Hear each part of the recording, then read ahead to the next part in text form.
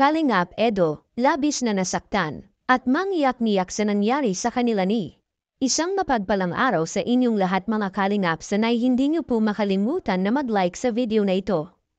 At paunawa tapusin muna ang kabuuhan ng video na ito mga Kalingap at para malaman ang nilalaman nito. At maraming salamat po mga Kalingap sa pagpatuloy na pagsuporta lalo na kay Kuya Val Santos Matubang at kay Ate Edna Vlogs at Kalingap Rob, maraming salamat po. Kalingap Ed, sobrang nasaktan at mangiyak-ngiyak sa nangyari sa kanila ni.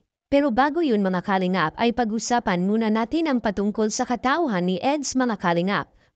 Si Edo ay isang simpleng tao, kilala sa bayan dahil sa pagiging mabait at matulungin. Ngunit may isang tao sa kanyang buhay na hindi niya malilimutan na si Arjun. Si Arjun ay isang kaibigan, isang kasamahan sa paglalakbay, at higit sa lahat, isang taong minahal ni Edo bilang kanyang beneficiary.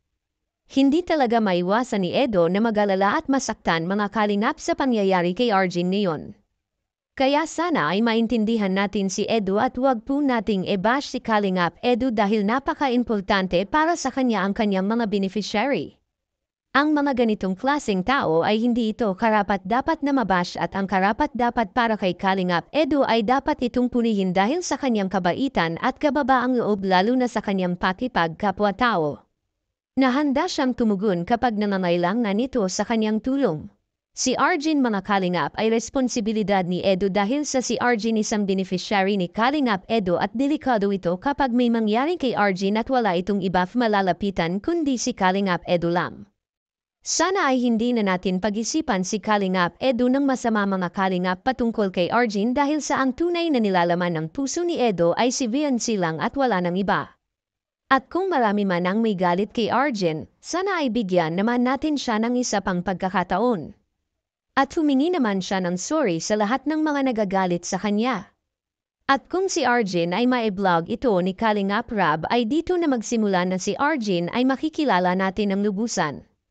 At masasabi nating hindi pala karapat dapat na mabash si Arjun dahil sa mabait pala na tao ito. Kahit si Kalingap Rob ay nakapagsabi na mabait naman talaga si Arjun, si Kalingap Rob ang mas nakakaalam sa kanila mga Kalingap dahil nagkakasama na sila at nagkakausap sa personal at sa kabilang dako naman mga Kalingap, Edo mang iyak-niyak. Yan ang ating makikita sa video. Change course muna po ako ng pupuntahan.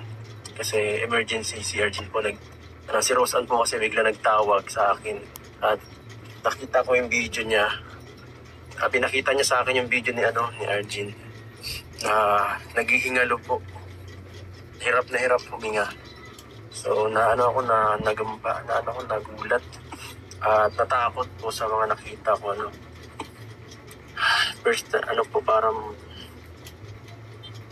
masakit sa akin, sa pakiramdam ko na makita ko yung mga tinutulungan ko nagkakaganyan, grabe.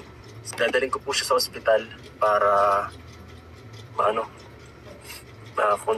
maipa-confine at mapatingnan po siya.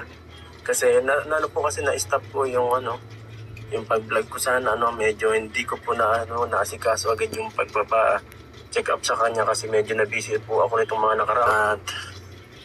At dami pong gawain na dami ko pong ginagawa. Saan? Ayun!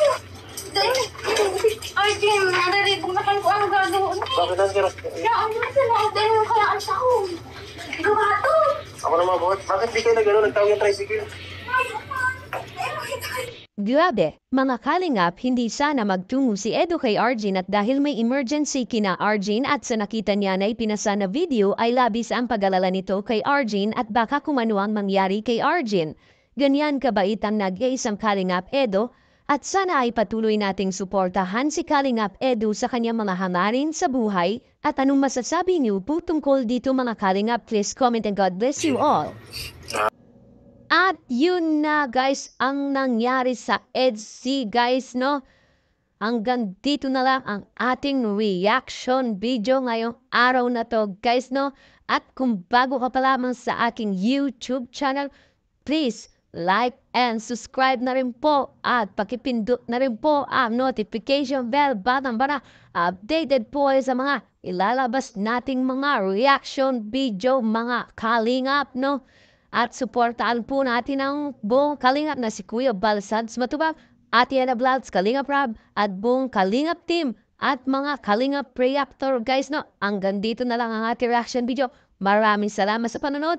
Stay tuned lagi at maraming salamat. I love you all. Mwah, mwah. Chup, chum. Bye-bye.